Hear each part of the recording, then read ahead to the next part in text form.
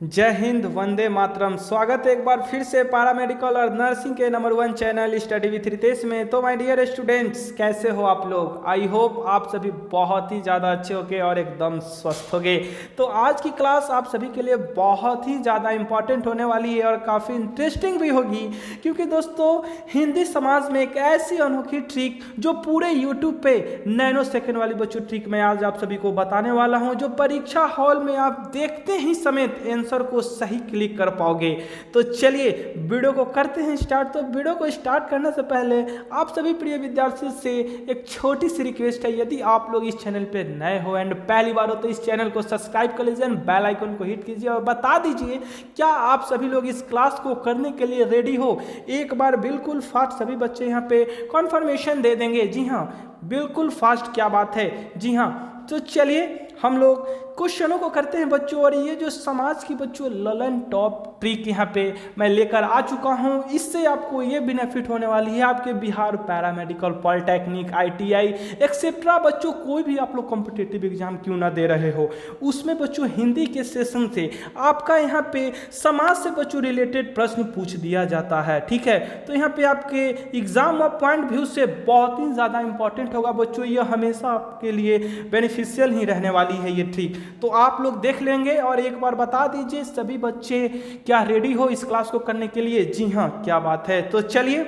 आज की क्लास को हम लोग करते हैं स्टार्ट। तो पहला ट्रिक आप सभी के स्क्रीन पे, तो सबसे पहले आप लोग एक हेडिंग डालिएगा। वो हेडिंग बच्चों रहेगी समाज की ललन टॉप ट्रिक। ठीक है, तो आप लोग ये हेडिंग डाल लीजिए क्योंकि बहुत इंटरेस्टिंग सेशन होने वाली है।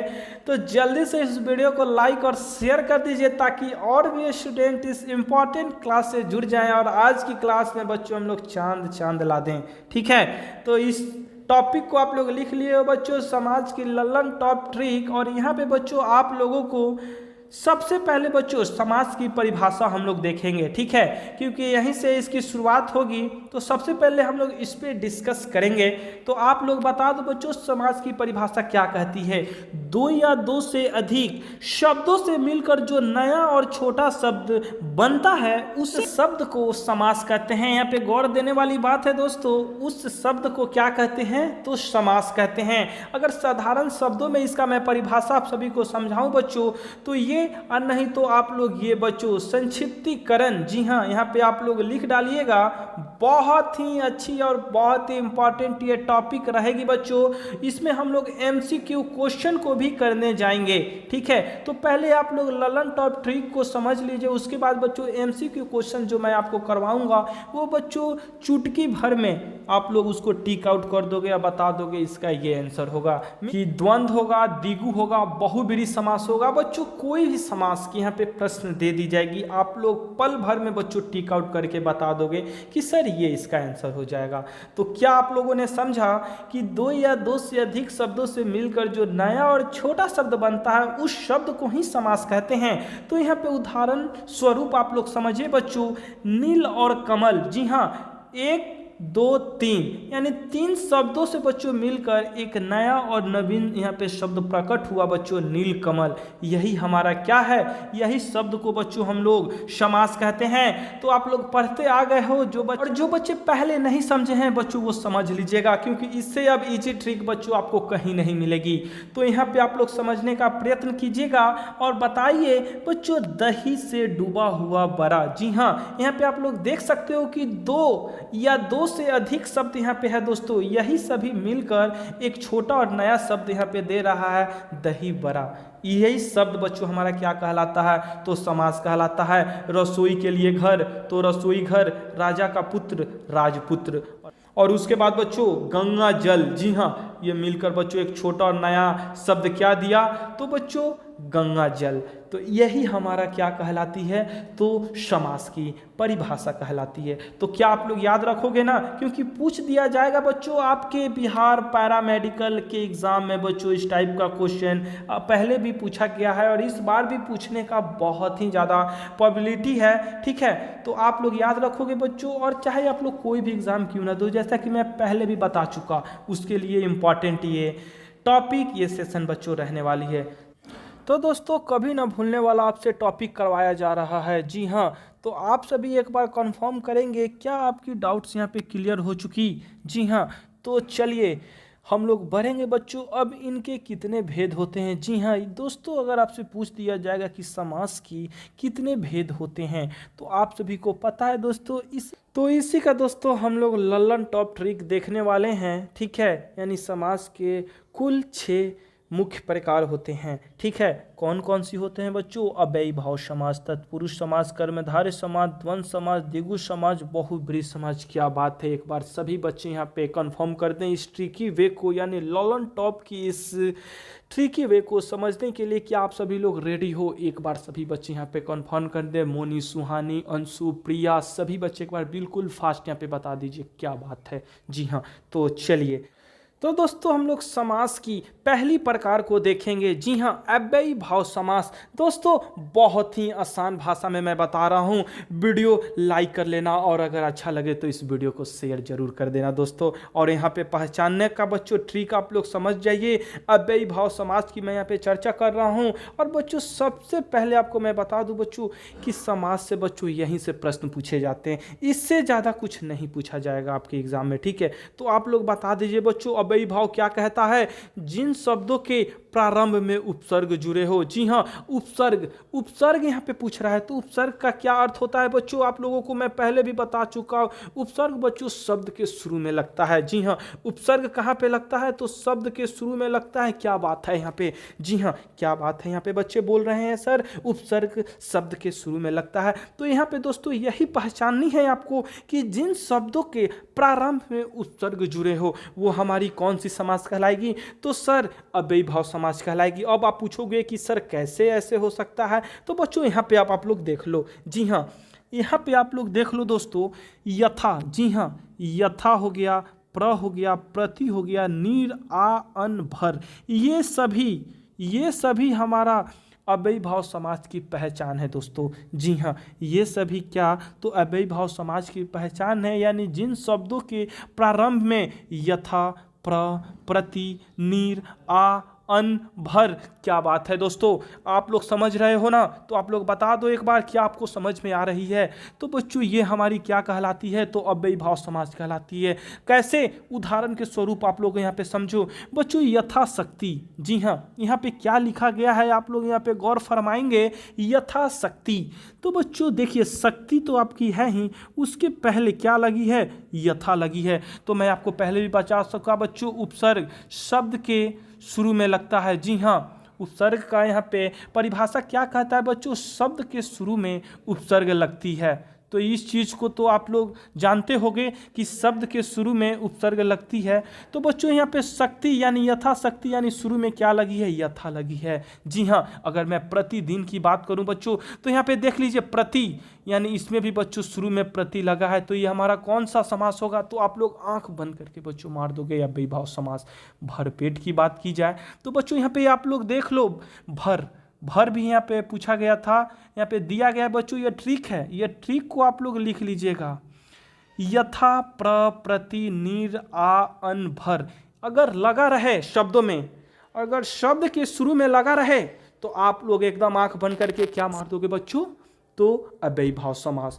तो बच्चों यहाँ पे भर भी हमारा ये भी अव्ययी भाव समास हो जाएगा। कॉन्सेप्ट क्लियर है? तो एक बार बिल्कुल यस आप लोग बोल दीजिए। सभी बच्चे एक बार यस बोल दीजिए। मैं सभी का यहाँ पे कमेंट देख रहा हूँ। क्या बात है? जी हाँ, सभी बच्चे यहाँ पे बता देंगे आपको समझ में आ रही है तो। जी हाँ, तो आप लोग यहाँ पे समझ पाए ना बच्चों कि अव्ययी भाव क्या है? तो जिन शब्दों के प्रारंभ में उपसर्ग लगा हो, और ये सभी बच्चों उपसर्ग हैं। ठीक है, तो ये ट्रिक को आप लोग लिख लीजिएगा। चलिए इसी के साथ अब हम लोग अगला देखते हैं। ठीक है, चलिए अगला हम लोग देखते हैं। अगला यहाँ पे बच्चों तत्पुरुष समास आ गया है। जी हाँ, क्या आ गया है? तो तत्पुरुष समास। क्या बात है बच्चों, यहाँ पे तत्पुरुष समास की बात की जा रही है। तो पुरुष समास यहाँ पे अब पूछा जा रहा है आपसे। तो समझेंगे आप लोग कि समास को अलग करने पर बीच में, जी हाँ गौर फरमाएंगे आप लोग, समास को अलग करने पर बीच में का, की, को, के लिए, में, पर से निकले वो हमारा क्या है, तत्पुरुष समास है। यहाँ पे बच्चों साधारण शब्दों में अगर मैं आप सभी को बताऊं तो बच्चों समास यानी तत्पुरुष समास बच्चों इसमें आप लोग नोट बना के लिख लीजिएगा। इसमें आपको कारक चिन्ह, जी हाँ आप लोग कारक पढ़े हो तो इसमें कारक चिन्ह की लुप्ति रहती है, जी हाँ यानी कारक चिन्ह इसमें छुपा रहता है, वही हमारा तत्पुरुष समास हो गया। तो इस ट्रिक को लिख लीजिएगा बच्चों, कारक चिन्ह इसमें छुपी हुई रहती है, जी हाँ कारक चिन्ह की लुप्ति रहती है। बिल्कुल फास्ट आप सभी लोग यहाँ पे लिख लेंगे, लुप्त रहती है, ठीक है।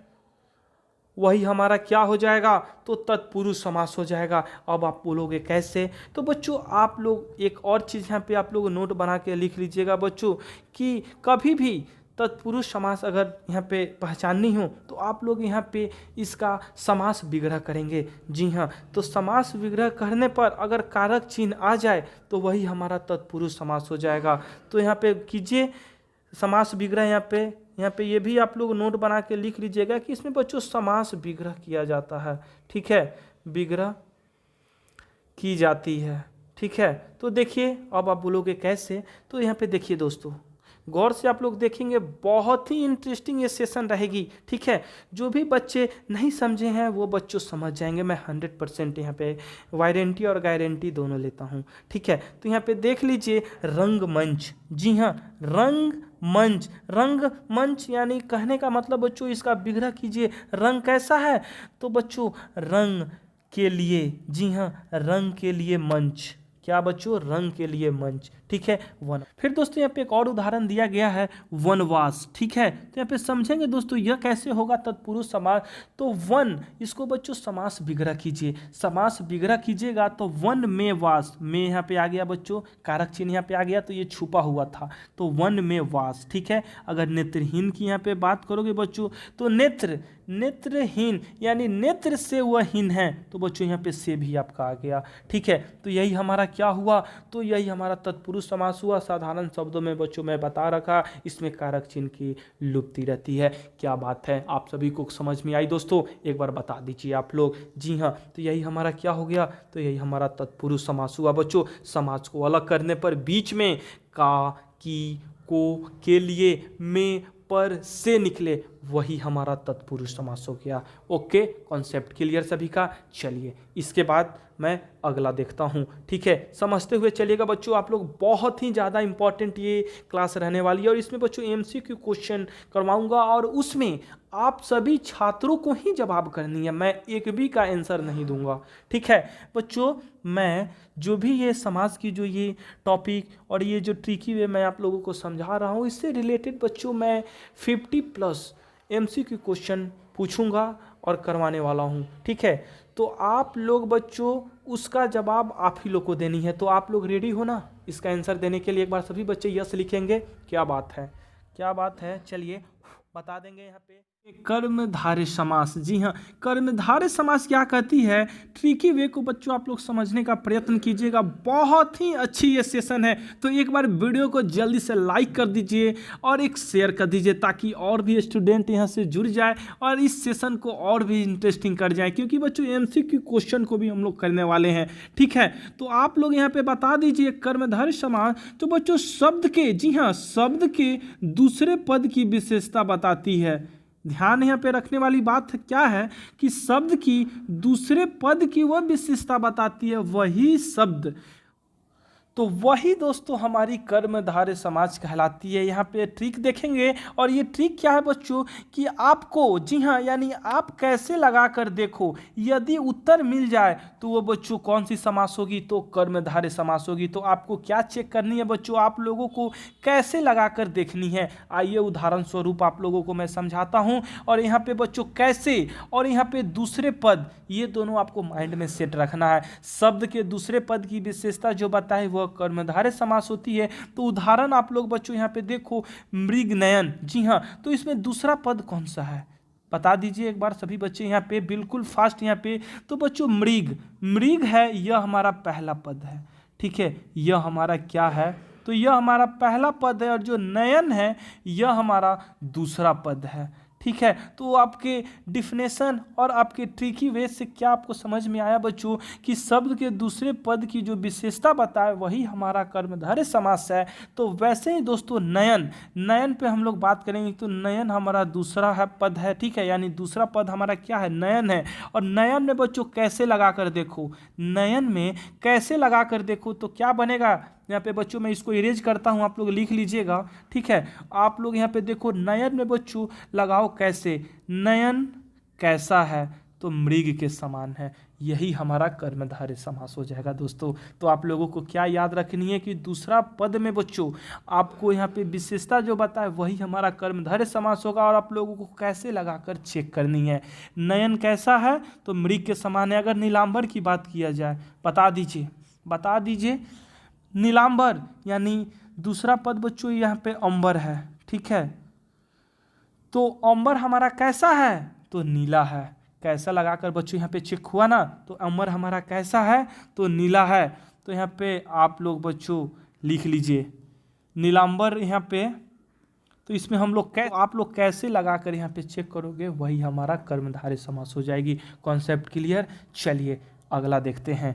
अगला भी आपके स्क्रीन पे और बहुत ही इम्पॉर्टेंट ये है दोस्तों, ये कंफ्यूज क्रिएट करने वाला ये यहाँ पे समास है बच्चों। ये समास के प्रकार इसको आप लोग ध्यान से समझेंगे, ठीक है, बहुत ही अच्छे से यहाँ पे समझेंगे। इसमें काफ़ी चीज़ें छुपी हुई है, बच्चे यहाँ पे मिस्टेक कर देते हैं, हमेशा देखा गया है। तो आप लोग समझ लेंगे कि क्या होगी यहाँ पे करेक्ट आंसर। सभी बच्चे एक बार यहाँ पे गौर फरमाएंगे। जी हाँ, द्वंद्व समाज यहाँ पे आ गया है। तो द्वंद्व समाज यहाँ पे क्या बताया जा रहा है, इसका ट्रिकी वे क्या है कि योजक का चिन्ह, जी हाँ, योजक चिन्ह लगा हो। योजक चिन्ह ये बच्चों किसका साइन है तो योजक का साइन है। तो योजक चिन्ह लगा हो और विग्रह करने पर और आए, ठीक है, योजक चिन्ह लगा हो और विग्रह करने पर और आए वही हमारा द्वंद्व समास कहलाती है, ठीक है। तो यहाँ पे तो वही हमारी द्वंद्व समास कहलाती है। तो यहाँ पे दोस्तों उदाहरण स्वरूप आप लोग समझो लेन देन, ठीक है। तो यहाँ पे बच्चों देखिए, यहाँ पे समझने का प्रयत्न कीजिएगा आप लोग, लेन और देन, ठीक है। तो यहाँ पे योजक चिन्ह तो यहाँ पे आ गया और भी इसमें छुपा हुआ है क्योंकि लेन और देन होगा, ठीक है। तो यही हमारा कौन सा समास होगा तो यही हमारा बच्चों द्वंद्व समास होगा, ठीक है। उसके बाद दाल रोटी, ठीक है। तो दाल रोटी भी हमारा कौन सी समास होगी तो ये भी द्वंद्व समास होगी क्योंकि बच्चों इसमें देख सकते हैं आप लोग योजक चिन्ह और छुपा हुआ है। लेकिन अगर मैं आपसे पूछ दूं कि आप लोग बता दीजिए यहाँ पे धीरे धीरे ये कौन सा समास है, तो यहाँ पे बच्चे क्या करेंगे कि देख लेंगे, फट देना देख लेंगे ना कि यहाँ पे योजक चिन्हवा लागल बा, तो योजक चिन्ह लग गया तो फट देना क्या करेंगे कि द्वंद्व समास जाके लिख देंगे, ठीक है। कि सर ने तो बताया था कि योजक चिन्ह जिसमें लगा रहेगा वो द्वंद्व समास होगा। यही आपकी मूर्खता है बच्चों, यह यहाँ पे गलत हो जाएगा, ठीक है, यहाँ पे गलत हो जाएगा। यहाँ पे करेक्ट क्या होगा तो आप लोग समझ लीजिए बच्चों, अगर सेम अगर शब्द रहेंगे, यहाँ पे ध्यान देने वाली बात है, आप लोग लिख लीजिएगा इस चीज़ को कि अगर सेम यहाँ पे शब्द रहेंगे और बीच में योजक चिन्ह लगा रहेगा तो बच्चों वो द्वंद्व समास नहीं कहलाती है, वह द्वंद्व समास नहीं कहलाती है। वो क्या कहलाती है तो अव्ययी भाव समास कहलाती है, अव्ययी भाव समास कहलाती है। कॉन्सेप्ट क्लियर यहाँ पे हुई ना। आप लोग ध्यान रखेंगे अगर यहाँ पे रिपीटेड है, जी हाँ रिपीटेड यहाँ पे है शब्द, रिपीटेड यहाँ पे शब्द है, गौर से आप लोग सुनेंगे, रिपीटेड अगर यहाँ पे शब्द है तो यहाँ पे बच्चों यह द्वंद्व समास नहीं कहलाएगी। योजक चिन्ह लगने के बावजूद भी यह द्वंद्व समास नहीं कहलाएगी, यह अव्ययी भाव समास कहलाएगी। तो इतना चीज़ आप लोग याद रखेंगे बच्चों कि जो भी यहाँ पे रिपीट किया हुआ शब्द अगर रहेगा वह द्वंद्व समास नहीं कहलाएगी। द्वंद्व समास वो कहलाएगी बच्चों जिसका यहाँ पे ट्रिक यहाँ पे एक और लिख लीजिए, द्वंद्व समास की विलोम शब्द हो, ठीक है, क्या हो तो विलोम शब्द हो, उसका उल्टा हो, वही हमारा द्वंद्व समास कहलाएगा। क्योंकि लेन और देन, दाल और रोटी उसका उल्टा हो यानी विलोम हो, वही हमारा क्या होगा, द्वंद्व समास होगा। बट यहाँ पे सेम जो भी लिखे रहेंगे वो द्वंद्व समास नहीं होगा, तो इस चीज़ को आप लोग लिख लीजिएगा। ठीक है, आगे प्रश्न आएंगे तो आप लोगों को गलती नहीं करनी है। ठीक है, आप लोगों को समझ में आ गया दोस्तों द्वंद्व समास क्या है। तो द्वंद्व समास में बच्चों योजक चिन्ह और लगा रहेगा, और साथ ही साथ बच्चों वो विलोम शब्द हो। ठीक है, विलोम शब्द यानी लेन देन, दाल रोटी, खाना पीना। ठीक है, तो ये हमारी क्या है, तो द्वंद्व समास है। लेकिन अगर सेम यहाँ पे रहेंगे सब तो वो हमारी द्वंद्व समास नहीं कहलाएगी। बच्चों एक ही चीज़ को बार बार बोलने का कारण यही है कि आप लोग बच्चों समझ जाओ। ठीक है, अगर मैं आपसे पूछ दूं कि पाप पुण्य, आप सबसे अगर मैं पूछ दूं कि आप लोग बता दीजिए कि पाप पुण्य ये कौन सा समास है, सभी बच्चे बता दीजिए, सभी बच्चे बता दीजिए, सभी बच्चे बता दीजिए पाप पुण्य कौन सा समास होगा। सभी बच्चे यहाँ पे बता दीजिए द्वंद्व समास होगा या अव्ययी भाव समास होगा। और यहाँ पे नोट बना के बच्चों लिख लीजिएगा, अगर आपस में विलोम होंगे, जी हाँ, अगर आपस में, यहाँ पे मैं नोट लिख दे रहा हूँ। ठीक है, यहाँ पे नोट मैं लिख दे रहा हूँ, अगर आपस में विलोम होंगे तो वह हमारी द्वंद्व समास कहलाएंगे। नोट यहाँ पे लिख लीजिए बच्चों, आपस में विलोम शब्द होंगे। ठीक है, आपस में, सभी बच्चे बिल्कुल फास्ट यहाँ पे लिख लेंगे, आपस में विलोम शब्द होंगे वे हमारे द्वंद्व समास कहलाएंगे।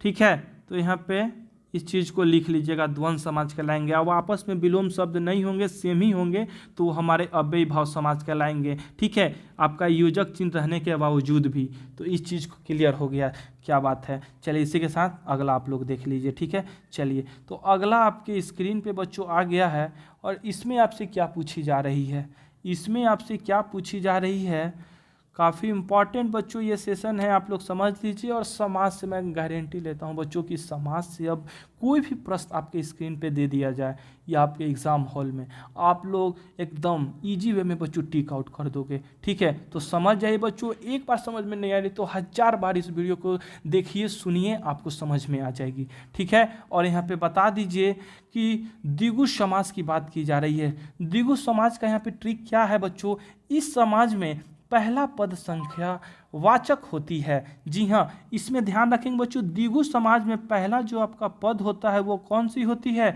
तो संख्यावाचक होती है, यानी समूह का बोध होता है, वही हमारा द्विगु समाज कहलाती है। तो बच्चों आंख बंद करके, जी हाँ, आंख बंद करके पहला पद, यहाँ पे पंचवटी की बात की जा रही है।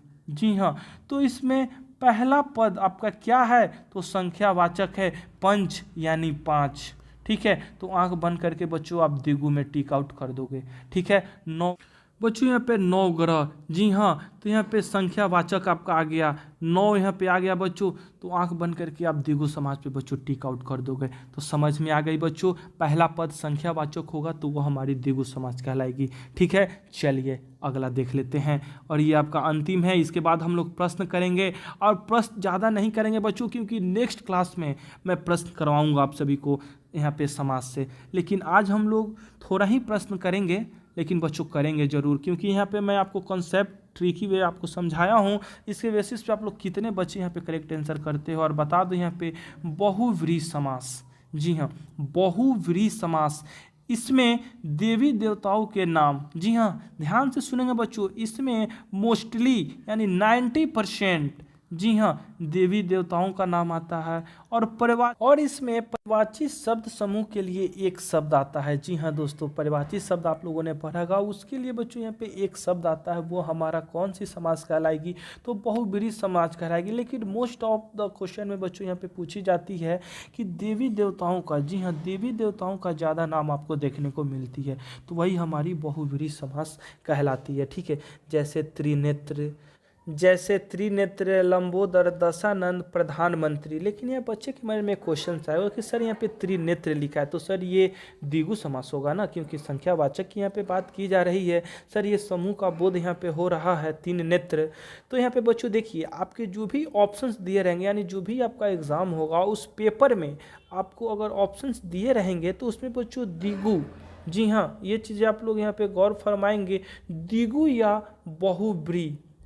ठीक है, इस दोनों ऑप्शन नहीं दिए रहेंगे, ठीक है ना। तो आप लोग ये चीज़ यहाँ पे ध्यान रखेंगे, दोनों में से कोई एक ही ऑप्शन दिए रहेंगे, उसको आप लोगों को टिक आउट करनी होगी, ठीक है। तो यहाँ पे आपकी क्लियर हो गई कंसेप्ट। और बच्चों आप लोग समझ गए कि बहुब्रीहि समाज में बच्चों इसमें मोस्ट ऑफ द बच्चों इसमें ज़्यादा देवी देवताओं का नाम देखने को मिलता है, वही हमारा बहुब्रीहि समाज कहलाती है। ओके, चलिए अब और इसका कंसेप्ट क्लियर करने के लिए बच्चों आइए हम लोग बस 5 से 6 बच्चों क्वेश्चंस करते हैं, ठीक है। 5 से 6 हम लोग क्वेश्चंस करते हैं और इस सभी क्वेश्चंस का जवाब आप लोग बताओगे। तो आप लोग रेडी हो, एक बार बिल्कुल फास्ट सभी बच्चे बता दीजिए। आप सभी रेडी हो और एक बार वीडियो को लाइक और शेयर कर दीजिए दोस्तों। हम लोग क्वेश्चन करने जा रहे हैं। तो बच्चों यहाँ पे पहला क्वेश्चन आपको मैं दे रहा हूँ, उपनयन। जी हाँ, बताइए ये कौन सा समास होगा। एकदम कॉन्सेप्ट बेसिस पे बच्चों बता दीजिए, यहाँ पे देखने और ताकने की आवश्यकता नहीं है। उपनयन ये कौन सी समास होगी। तो बच्चों क्या ये देवी देवता का नाम है। तो नहीं, ये देवी देवता का नाम नहीं है। क्या इसमें संख्या वाचक ये है। क्या इसमें पहला पद जो है यह संख्या का बोध इसमें करा रहा है। नहीं सर, ये भी नहीं होगा। सर ये क्या इसमें योजक चिन्ह लगा हुआ है। क्या ये द्वंद्व समास है। नहीं सर, ये द्वंद्व समास भी नहीं है। बता दीजिए क्या हो जाएगा, क्या बात है। सभी बच्चे बता दीजिए बिल्कुल फास्ट यहाँ पे। सर उपनयन, सर उपनयन बता दीजिए। सर क्या यह कर्म धारय समास होगा। बता दीजिए। सर क्या इसका दूसरा पद विशेषता बता रही है। तो विशेषता बताने के लिए बच्चों में क्या बताया था कि बच्चों नयन में कैसा लगाएंगे। नयन कैसा है। उप, कोई अर्थ इसका नहीं निकल रहा है दोस्तों, कोई अर्थ नहीं निकल रही है, इसलिए ये बच्चों कर्मधारय समास भी नहीं होगा, नहीं होगा। सर क्या ये तत्पुरुष समास है। नयन, इसमें क्या कारक चिन्ह की लुप्ति हुई है। नहीं सर, ये भी नहीं हुआ है। सर इसमें क्या है। तो सर इसमें उपसर्ग लगा हुआ है। पांचों आपका नहीं हुआ, लास्ट में आपका क्या बच गया। तो बच्चों उपसर्ग, यानी जिन शब्दों के प्रारंभ में उपसर्ग जुड़े हो वही हमारा अव्ययी भाव समास होगा। तो बच्चों यहाँ पे प्रारंभ में क्या जुड़ी हुई है। तो उपसर्ग जुड़ी हुई है। जी हाँ, तो यह हमारा कौन सी समास होगी। तो अव्ययी भाव समास होगी। क्या बात है। तो आप लोग कॉन्सेप्ट क्लियर हो रही है, क्या आपको समझ में आई बच्चों। अव्ययी भाव समास होगी, ठीक है। तो आप लोग यहाँ पे इसको लिख लीजिए। काफ़ी इंटरेस्टिंग और इम्पॉर्टेंट ये बच्चों सेशन है। तो आप लोग को क्या ये समझ में आई, एक बार बिल्कुल फास्ट यहाँ पे सभी बच्चे बता दीजिए, ठीक है। तो ऐसे ही आप लोगों को ट्रिकी वे में बच्चों चेक करनी है, ठीक है। अगर मैं आपसे पूछ दूं कि आप लोग बता दो, फिर उसी प्रकार बच्चों यहाँ पे आपसे अगर पूछ दूं चंद्रमुख। जी हाँ, चंद्रमुख ये कौन सी समास है। बता दीजिए आप लोग सभी बच्चे इस प्यारे से प्रश्न की करेक्ट आंसर क्या हो जाएगी। चंद्रमुख, बिल्कुल फास्ट। जी हाँ, तो बच्चों यह बहुव्रीहि समास होगी। जी नहीं, नहीं होगी। देवी देवताओं का बच्चों यह नाम नहीं है। उसके बाद द्विगु समास होगा। सर द्विगु समास भी नहीं होगा, द्वंद्व समास होगा। इसमें योजक चिन्ह है। नहीं सर, योजक चिन्ह भी नहीं है। तो सर ये क्या है। तो बच्चों यहाँ पे कर्मधारय लग रहा है कि कर्मधारय होगा। क्यों होगा, क्योंकि बच्चों दूसरा, जी हाँ, यानी शब्द के दूसरे पद की जो विशेषता बताए। तो मुख में बच्चों आप लोग कैसा लगा के देखो, अगर उत्तर मिल जाए तो ये कर्मधारय समास होगा। तो मुख कैसा है। तो चंद्र के समान है। मुख कैसा है। तो मुख आपका कैसा है। तो चंद्र के समान है बच्चों, उत्तर मिल गया। जी हाँ, तो ये क्या हो जाएगी। तो कर्मधारय समास हो जाएगी। क्या बात है, क्या बात है। यहाँ पे एकदम आपके जो भी यहाँ पे ट्रिक आपको मैं बताया दोस्तों, उसके अकॉर्डिंग यहाँ पे देखिए सभी का करेक्ट आंसर मिल रहा है, ठीक है। तो ये कौन सा समास हो जाएगा। तो कर्मधारय समास हो जाएगा। ओके, तो यहाँ पे आप लोग लिख लेंगे, ठीक है। लेकिन यहाँ पे क्या तत्पुरुष होगा। नहीं सर, तत्पुरुष भी नहीं होगा। क्यों नहीं होगा, क्योंकि सर इसमें कारक चिन्ह है ही नहीं, ठीक है, कारक चिन्ह इसमें मिलेगा ही नहीं। और क्या ये अव्ययी भाव समास होगा? नहीं सर, अव्ययी भाव भी नहीं होगा, क्योंकि बच्चों यहीं पे आपका उत्तर मिल गया। ये कौन सा समास है? तो मुख है कैसा? तो चंद्र के समान है, इसलिए यह कर्मधारय समास हो जाएगा। ठीक है, तो आप लोग यहाँ पे समझ पा रहे हो दोस्तों? ठीक है, अगर मैं आपसे पूछ दूँ कि आप लोग बता दीजिए यहाँ पे, क्या देशभक्त, जी हाँ, देशभक्ति ये कौन सा समास है? देशभक्ति, सभी बच्चे बता दीजिए अगर आपको समझ में आ गई तो। इस वीडियो के कमेंट सेक्शन में आप लोग इस प्यारे से प्रश्न का करेक्ट आंसर बताओगे कि देशभक्ति कौन सा समास है।